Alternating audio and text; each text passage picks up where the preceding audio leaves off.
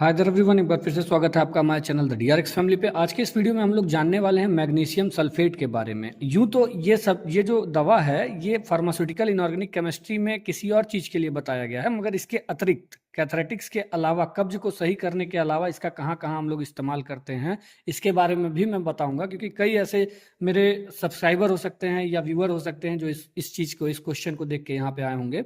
तो चलिए, इससे पहले कि मैं आगे बढ़ूं, आप लोगों को, अगर एक स्टूडेंट है तो आप लोगों को कैथरेटिक्स मैंने पढ़ा दिया है पहले ही। कैथरेटिक्स क्या होता है, अगर इसको अच्छे से जानना चाहते हैं तो यहाँ पे आप जो है आई बटन पे क्लिक कर सकते हैं। नाउ आज हम लोग स्टार्ट करते हैं कि क्या है ये मैग्नीशियम सल्फेट। ठीक है, मैग्नीशियम सल्फेट क्या चीज़ है इसके बारे में जानेंगे, और कहाँ कहाँ पे इसका इस्तेमाल किया जाता है हम ये भी जानने वाले हैं। ठीक है, तो मैग्नीशियम सल्फेट, सबसे पहले चीज जान लीजिए कि इसको एक और नाम से जानते हैं जिसको कहते हैं इप्सम साल्ट। ठीक है, अब बहुत ध्यान समझने वाली बात है कि इसको इप्सम साल्ट क्यों कहते हैं सर। समझिएगा, इप्सम नाम की एक जगह है, अगर आप इंटरनेट पर सर्च करना चाहें तो कर सकते हैं। इप्सम नाम की एक जगह है जो कि पाई जाती है इंग्लैंड में। ठीक है, तो सबसे पहले ये जो मैग्नीशियम सल्फेट है ना, ये वहां पे इस्तेमाल करना शुरू किया गया था, और यही कारण है कि इसका नाम वहां से पड़ गया इप्सम साल्ट। अगर मॉलिक्यूलर फार्मूला जानने के लिए आए हैं तो MgSO4.7H2O इसका मॉलिक्यूलर फार्मूला होता है। और एनहाइड्रस फार्मूला की बात करें तो MgSO4 केवल बोल देंगे तो काफी हो जाएगा। हाइड्रस मतलब जब वाटर मॉलिक्यूल से आप जोड़ दे रहे हैं यहाँ पे, ठीक है, हेप्टाहाइड्रेट, तो यहाँ पे कहीं ना कहीं 7H2O भी आपको जोड़ना पड़ेगा। मॉलिक्यूलर वेट की बात करें तो इसके मॉलिक्यूलर वेट में एक अच्छाई है कि 2 लिखने के बाद 46.47 लिख देते हैं, 4-7 लिख देते हैं ग्राम पर मोल, तो ये आपका मॉलिक्यूलर वेट हो जाता है। ठीक है, तो अब आपको पता चल गया है इप्सम साल्ट इसको क्यों कहते हैं, मॉलिक्यूलर फार्मूला क्या है, मॉलिक्यूलर वेट क्या है। अब कुछ चीजें और जान लीजिए। मैग्नीशियम साल्ट एक तरह का इनऑर्गेनिक कंपाउंड है, यानी कि इसके अंदर कार्बन नहीं पाया जा रहा है, उसके अतिरिक्त आपके इसके अंदर पाया जा रहा है मैग्नीशियम। ठीक है, that's why it is kept under inorganic pharmaceutical chemistry, और यहाँ पे ये इनऑर्गेनिक कंपाउंड के अंतर्गत इसको बोला जा रहा है कि एक तरह का इनऑर्गेनिक कंपाउंड है, जिसका इस्तेमाल हम लोग करते हैं सलाइन कैथरेटिक्स के लिए। तो इससे पहले कि मैं आगे बढ़ूं, पहले तो आप यही समझ लीजिए सलाइन कैथरेटिक्स होता क्या है। बहुत ध्यान से सुनिएगा, आप सब लोगों ने ऑस्मोसिस का गोल्डन रूल सुना ही होगा, और इससे पहले कैथरेटिक्स वाले वीडियो में भी मैंने बताया हुआ है, तो उसी को जल्दी से हम लोग पढ़ लेते हैं। यहाँ पे ऑस्मोसिस होता क्या है। ऑस्मोसिस क्या कहता है कि अगर मान लीजिए एक सेमी परमिएबल मेम्ब्रेन है, सेमी परमिएबल मेम्ब्रेन मतलब उसको कुछ ही लोग भेद पाए, ठीक है, तो सेमी परमिएबल बीच में रख दो, सेमी परमिएबल मेम्ब्रेन, और एक तरफ रख दो तुम वाटर, ये मान लेते हैं ये आपका वाटर लेवल बता रहा है। ठीक है, इसके अंदर आप जो है कम मात्रा में आयंस डाल दीजिए या साल्ट्स डाल दीजिए। ठीक है, इसके अंदर आप कम मात्रा में आयंस डाल देंगे या साल्ट डाल देंगे, या ऐसा कम शब्द में कहें कि ये वो रीजन है जो लोअर कंसंट्रेशन का है, यहाँ पे कंसंट्रेशन कम है चीजों की, और ये वो रीजन है जो हायर कंसंट्रेशन है, मतलब यहाँ पे चीजें बहुत ज्यादा हैं, कोई भी आयन या साल्ट। तो अब होगा क्या कि इस सेमी परमिएबल मेम्ब्रेन को पार करके ये पानी धीरे धीरे यहाँ पे जाना शुरू हो जाएगा, and this is called as osmosis. ठीक है, अब आपको बात समझना होगा कि इसको हम लोग सलाइन कैथरेटिक्स क्यों कह रहे हैं। ठीक है, आपका यहाँ से एक और क्वेश्चन क्लियर हो जाएगा कि व्हाट इज सलाइन कैथरेटिक्स, मगर फिर भी मैं एक डेडिकेटेड वीडियो उसके लिए दे दूंगा। क्या बता रहा है कि ध्यान समझिएगा कि मैग्नीशियम सल्फेट किसी ने खाया थ्रू द माउथ, ठीक है, वो आपके पेट में पहुंचा, पेट में पहुंचने के बाद आपके इंटेस्टाइन में पहुंचा। ठीक है, अब इंटेस्टाइन के इस हिस्से को हम लोग थोड़ा बड़ा करके देख लेते हैं। ठीक, इंटेस्टाइन के इस हिस्से में पहुंचा और कहीं ना कहीं वो स्टूल के अंदर ही पाया जा रहा है। अब ये मैग्नीशियम सल्फेट असल मायने में एक साल्ट है, जो कि आपके इंटेस्टाइन से होते हुए आपके बॉडी में एब्जॉर्ब तो होने से रहा, ये आपके बॉडी में एब्जॉर्ब नहीं होगा, पहली बात।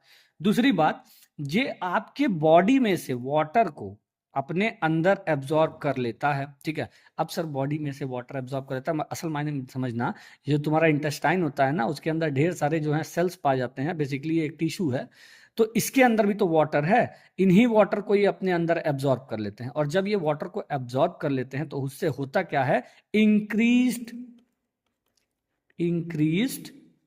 फ्लूइड वॉल्यूम, अर्थात कि आपके इस इंटेस्टाइन में वाटर की मात्रा बढ़ जाती है, और जब पानी की मात्रा बढ़ जाएगी तो कॉन्स्टिपेशन कहाँ आपको परेशान कर पाएगा, आपके स्टूल को प्रॉपर अमाउंट में वाटर मिल जाएगा।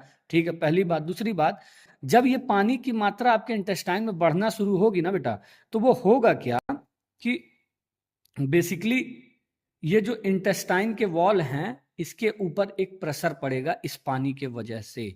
अब होगा क्या, जब प्रेशर पड़ेगा तो आपकी बॉडी ये सोचेगी कि ये है क्या चीज भैया, इसको जितना जल्दी हो सके बाहर निकालो, तो वो तुरंत शुरू कर देगी पेरिस्टालसिस मूवमेंट। अब पेरिस्टालसिस मूवमेंट अगर आपने अभी तक नहीं पढ़ा है तो मैं फिर से कहूंगा पहला वाला वीडियो देख लो, स्टालसिस मूवमेंट, पेरिस्टालसिस मूवमेंट ये क्या होता है पहले वाले वीडियो में बताया मैंने, उसको जाके वहां पे रिफर कर लेना। पेरिस्टालसिस मूवमेंट शुरू होगा तो होगा क्या कि ये जो स्टूल था, ये जो फेस था, ये डेफिकेट हो जाएगा, मतलब आपके इंटेस्टाइन, लार्ज इंटेस्टाइन से होते हुए ये बाहर निकल जाएगा एनस के थ्रू, और इस तरीके से कॉन्स्टिपेशन को ये सही कर देते हैं हमारे मैग्नीशियम सल्फेट। और चूंकि ये ऑस्मोसिस की प्रक्रिया का इस्तेमाल करके काम करते हैं, और चूंकि ये एक तरह के साल्ट हैं, इस वजह से इनको बेसिकली नाम दे देते हैं हम लोग सलाइन कैथार्टिक्स। अब दूसरा चीज समझिएगा, दूसरे चीज में यहाँ पे क्या लिखा है sir, anti convulsant. Anti convulsant मतलब सर अगर किसी को मिर्गी का झटका आए तो हम इसको दे देंगे तो सही हो जाएगा। आप बात समझिएगा बेटा बहुत ध्यान से कि एक कंडीशन होता है जिसको हम लोग कहते हैं प्रीक्लैम्पसिया, ठीक है, प्री क्लैम्पसिया। प्री क्लैम्पसिया असल मायने में प्रेग्नेंट वुमेन्स में ये एक तरह का कॉम्प्लिकेशन है जो कि 20 हफ्ते के बाद देखने को मिलता है, प्रेगनेंसी के 20 वीक के बाद में आपको देखने को मिलता है ये, ठीक है। होता क्या है इसमें कि इसमें ब्लड प्रेशर बहुत ज्यादा बढ़ने लगता है, किसी भी महिला का, किसी भी गर्भवती महिला का ब्लड प्रेशर बहुत ज्यादा बढ़ने लगता है, पार्ट 1। उसके साथ साथ उसके जो इंटरनल ऑर्गन होते हैं ना, इंटरनल ऑर्गन डैमेज होना शुरू हो जाते हैं, इंटरनल ऑर्गन्स डैमेज होना शुरू हो जाते हैं, ठीक है। साथ ही साथ इसके वजह से क्या होगा, जाहिर सी बात है कि जब माँ के ऊपर विपत्त पड़ रही है तो गर्भ में पल रहे बच्चे के ऊपर भी विपत्त आएगी, उसका ग्रोथ प्रॉपर नहीं हो पाएगा, ठीक है, उसका ग्रोथ प्रॉपर नहीं हो पाएगा। तो ये सारी समस्याओं को भी सही करने के लिए हम लोग कहीं ना कहीं इसका इस्तेमाल करते हैं, इस मैग्नीशियम सल्फेट का। तो अब आप पूछोगे कि सर ये कैसा आपने समझा दिया प्रीक्लैम्पसिया ले जाके। अब देखो एक चीज और जानो, प्रीक्लैम्पसिया अगर समय रहते आपने सही करवा दिया तो बहुत बढ़िया बात है, अगर प्रीक्लैम्पसिया को समय रहते नहीं सही करवाए तो एक और प्रॉब्लम उत्पन्न होता है जिसको कहते हैं इक्लैम्पसिया। इक्लैम्पसिया क्या है बहुत ध्यान से समझिएगा, ये एक तरह का मिर्गी का झटका पैदा करता है, और ये तब देखने को मिलता है जब प्रीक्लैम्पसिया को सही ना किया गया हो या इसको नजरअंदाज किया जा रहा हो, तो ये बद से बदतर हालात क्रिएट करते हुए इक्लैम्पसिया में तब्दील हो जाता है, जहां पे सीज़्योर मतलब कि झटके देखने को मिल सकते हैं एक गर्भवती महिला को, ठीक है। इस वजह से यहाँ पे ये भी बोल रहा है कि मैग्नीशियम सल्फेट को सर हम लोग एंटी कन्वल्जेंट के तौर पे भी इस्तेमाल करते हैं, ठीक है। नाउ एक चीज और बता रहा है कि अगर आप इसको ओरली लेते हैं तो ये एंटीडोट का काम करेगा ऑर्गेनोफॉस्फोरस इंसेक्टिसाइड पॉइजनिंग के लिए, ठीक है। एक ऑर्गेनोफॉस्फेट जो होते हैं एक तरह के इंसेक्टिसाइड हैं, कीटनाशक हैं, अगर मान लीजिए कोई व्यक्ति इसके संपर्क में आ जाता है तो उसकी वजह से टॉक्सिसिटी उसके शरीर में देखने को मिलेगा। अब वो जहरीला पदार्थ जो है उसको खत्म करने के लिए, उसके अगेंस्ट उसको न्यूट्रलाइज करने के लिए भी हम लोग मैग्नीशियम सल्फेट का इस्तेमाल करते हैं। और उसके अलावा जो यहाँ लिखा नहीं है मैं बता दूं कि मसल के रिलैक्सेशन में, मसल्स रिलैक्सेशन में भी हम लोग मैग्नीशियम सल्फेट का इस्तेमाल करते हैं, ठीक है। अब ये कितने डोज में करते हैं बेटा, चूंकि अब ये वीडियो ओवरऑल मैंने बनाया है स्टूडेंट्स के लिए, तो यहाँ पे मैं डोज को बताने वाला नहीं हूँ। जो हाँ कैथरेटिक्स में क्या डोज लगेगा वो अभी मैं बता दूंगा, बाकी चीजों में मैं कोई डोज डिस्कस करने वाला नहीं हूँ। नाउ मैग्नीशियम सल्फेट की प्रॉपर्टीज के बारे में पहले बात कर लेते हैं। आप अगर यहाँ पे इसको बहुत ध्यान से देख पा रहे होंगे तो आपको कहीं कहीं ये देखिए ये निडिल की तरह दिखाई दे रहा है, ठीक है। तो इसी वजह से कहा जा रहा है कि मैग्नीशियम सल्फेट जो होता है एक निडिल की तरह कलरलेस क्रिस्टलाइन पाउडर है, ठीक है। ये क्रिस्टलाइन सब्सटेंस ऐसे भी हो सकते हैं, और अगर इसी को पकड़ के बकायदे से अगर इसको कूट दिया जाए तो ये पाउडर भी बन जाएगा, विच इज ऑर्डरलेस। महकने की कोशिश करोगे तो ये महकेगा नहीं, बहुत ध्यान से समझिएगा। It is also considered as salt, इसको भी साल्ट कहते हैं, तभी यहाँ पे देखना क्या लिखा हुआ है, इप्सम साल्ट, ठीक है। तो अब नमक तो महकता नहीं है तो ये भी महकेगा नहीं, और अगर आप इसको खा लेते हैं तो उस परिस्थिति में ये सबसे पहले आपके जीभ पे एक ठंडक प्रोड्यूस करेगा, ठंडापन लाएगा, और उसके बाद आगे चल के बिटर टेस्ट देने लगेगा, थोड़ा तीखा लगने लगेगा, और वो तीखापन कहीं ना कहीं इसमें सल्फेट की वजह से भी देखने को मिलता है। Magnesium sulphate is soluble in water, यानी कि अगर इसको पानी में घोला गया तो ये पानी में घुल जाएगा, ठीक है। मगर अब तुम इसको अगर कोशिश करो इथेनॉल में घोलने का तो ये इथेनॉल में घुलने वाला नहीं है। अच्छा ये चीज देखिए कि और भी कहाँ हम लोग इसका इस्तेमाल कर सकते हैं। प्रीक्लैम्पसिया मैंने बता दिया, इक्लैम्पसिया मैंने बता दिया। जब प्रीक्लैम्पसिया बिगड़ जाता है तो एक विकराल रूप धारण कर लेगा, मतलब कि सीजी, और यहाँ पे झटके भी आने स्टार्ट हो जाते हैं जिसको हम लोग कहते हैं इक्लैम्पसिया। अब टोकोलिसिस क्या है? टोकोलिसिस यहाँ लिखा ही है प्री टर्म लेबर, मतलब समय से पहले ही जो है बच्चा पैदा हो जाता है। और हाइपोमैग्नीशियम, जब आपके शरीर में, हाइपो का मतलब लेस, कम, ठीक है, जब आपके शरीर में मैग्नीशियम की कमी आती है तो उस परिस्थिति में भी हम लोग इस मैग्नीशियम सल्फेट का इस्तेमाल कर लेते हैं ताकि हमारे शरीर का जो मैग्नीशियम का भंडार है वो वापस से रिचार्ज हो जाए। नाउ मैग्नीशियम सल्फेट को सर बनाना कैसे? अगर इसको बनाना है, कोई तुमसे कह दे जाओ मैग्नीशियम सल्फेट बना लाओ, तो कहना है सर कोई दिक्कत नहीं है, मैग्नीशियम कार्बोनेट हमको दे दीजिए, ठीक है।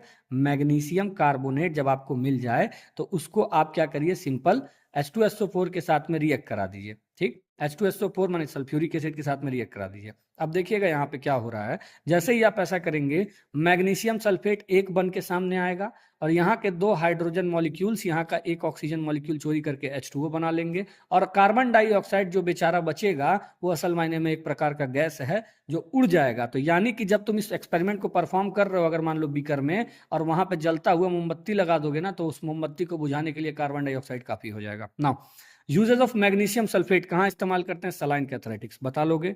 ऑस्मोसिस की प्रक्रिया से इस्तेमाल करता है ये, और हमारे ही इंटेस्टाइन के जो टिश्यू होते हैं उनका पानी खींच लेता है इंटेस्टाइन के अंदर, जिस वजह से पानी की मात्रा बढ़ जाती है और उसके वजह से हमारा जो है एक लोड भी बढ़ जाता है इंटेस्टाइन में, और स्टूल को प्रॉपर अमाउंट में वाटर मिल जाता है जिस वजह से वो ड्राई और हार्ड नहीं रह जाता है। एंटी कन्वर्जेंट के तौर पर क्यों इस्तेमाल करें? क्योंकि ये इक्लेम्पसिया को सही करता है। उसके अतिरिक्त इसका एंटीडोट के तौर पर भी हम लोग जो है इसका इस्तेमाल किया जाता है। ये इतना चीज हो गया हमारा। फर्दर मोर कि ये चीज जानिएगा कि मैग्नीशियम सल्फेट जो होते हैं ना, इनके बगल में ये जो आप देख रहे हैं 7H2O, जो कि ये दर्शा देता है कि इसके अंदर वाटर के मॉलिक्यूल्स भी मौजूद हैं, ठीक है। तो ये बहुत बड़े भिखारी टाइप के होते हैं, अर्थात कि अगर इनको वातावरण में छोड़ दोगे तो ये वातावरण से ही पानी खींचना स्टार्ट कर देंगे, और कहीं ना कहीं वो अगर एक बार पानी खींच लेते हैं, अपने अंदर एब्जॉर्ब कर लेते हैं, तो वो बर्बाद हो जाते हैं। That's why we are calling it, we are asking to store it in a cool place in well close air tight container, हवा इसके अंदर घुसने ना पाए। तो अभी को मैंने बोला था NaCl भी एक तरह का साल्ट है जो कि अगर आप नमी में छोड़ देंगे तो पानी एब्जॉर्ब कर लेगा, ठीक है। उसी तरीके से मैग्नीशियम सल्फेट भी है। नाउ किसके साथ ये रहना पसंद नहीं करता है? सोडियम पोटेशियम टार्टरेट, एक तरह का एमेटिक्स है, इसके साथ में इसको रहना पसंद नहीं है, ठीक है। तो अगर इसके साथ आप रख देते हैं, पोटेशियम ब्रोमाइड के साथ रख देते हैं, अमोनियम ब्रोमाइड के साथ रख देते हैं, तो उस परिस्थिति में आपका मैग्नीशियम सल्फेट खराब हो जाएगा और वो अपना काम नहीं करेगा। मैग्नीशियम सल्फेट की प्योरिटी का जांच करने के लिए हम लोग उसके अंदर क्लोराइड, आर्सेनिक या आयरन, हैवी मेटल, इन सब के लिए हम लोग लिमिट टेस्ट लगाते हैं कि कहीं इसके अंदर क्लोराइड ना हो, आर्सेनिक ना हो, आयरन ना हो, हैवी मेटल ना हो। अगर सर ये होगा तो क्या होगा? अरे होगा तो बस तुम्हारे चीजों को बर्बाद करेगा और क्या करेगा। नाउ एज अ कैथरेटिक लेग्जेटिव, मतलब कैथरेटिक के अंतर्गत ही ये टॉपिक आता है लेग्जेटिव, मगर इसको कह देते हैं हम लोग कैथरेटिक्स, ठीक है। ये लेग्जेटिव काम करता है, अर्थात ये है कि इसकी अगर इतनी मात्रा दी जाए 10 से 30 ग्राम अगर आप दे दीजिए 2 डिवाइडेड डोज में। 2 डिवाइडेड डोज मतलब क्या सर? कि अगर सुबेरे दे रहे हो तो 5 ग्राम दे दो, शाम को दे दो 5 ग्राम, 10 ग्राम ऐसे हो गया। अब 30 ग्राम को अगर डिवाइड करना है, 15 सुबेरे दे दो, 15 शाम को दे दो। मगर बेटा एक चीज का बहुत विशेष ध्यान रखिएगा, ये ग्राम ग्राम खेलना बहुत घातक पड़ जाता है। क्यों घातक पड़ जाता है सर? अब हमको क्वेश्चन का आंसर दीजिए। क्वेश्चन का आंसर कुछ ऐसा समझिए, अभी को मैंने बोला है आपके इंटेस्टाइन के जो टिश्यू होते हैं उसी में से ये पानी खींचता है। अब अगर मान लो सारा का सारा पानी ये तुम्हारे इंटेस्टाइन से खींच के स्टूल के रास्ते बाहर भेज देगा, तो कहीं ना कहीं तुम डिहाइड्रेशन के शिकार होगे, ठीक है। और डिहाइड्रेशन के शिकार होगे तो नहले पे दहला, पहले से ही तुम्हारा पेरिस्टालसिस मूवमेंट रुका हुआ है, ठीक है। पेरिस्टालसिस मूवमेंट पहले से ही रुका हुआ है, और अगर तुम पहला वाला वीडियो देख के आओगे तो तुमको पता चलेगा कि डिहाइड्रेशन की वजह से भी पेरिस्टालसिस मूवमेंट और रुक जाता है, और अगर और रुक गया तो और समस्या क्रिएट होना शुरू हो जाएगा। उसके अतिरिक्त तुमको चक्कर उक्कर आना स्टार्ट हो जाएगा क्योंकि इलेक्ट्रोलाइट डिसबैलेंस होगा, ठीक है। और तुम्हारे किडनी पे भी बहुत ज्यादा असर डालना ये शुरू करेगा। ये सब जो जुड़ा रहे थे बेटा, ये सारे के सारे इसके साइड इफेक्ट हैं, ठीक है। तो बस यहाँ पे हमारा ये वीडियो खत्म हो गया। होप सो आप लोगों को ये समझ में आ गया होगा। अगर देखो कोई चीज समझ में ना आया हो ना, तो बेझिझक कमेंट में आप हमसे तुरंत पूछ सकते हैं। अगर आएगा तो हम बता देंगे तुरंत ही, नहीं आएगा तो पढ़ के बताएंगे, मगर बता देंगे। फिलहाल के लिए इतना ही, बाय बाय।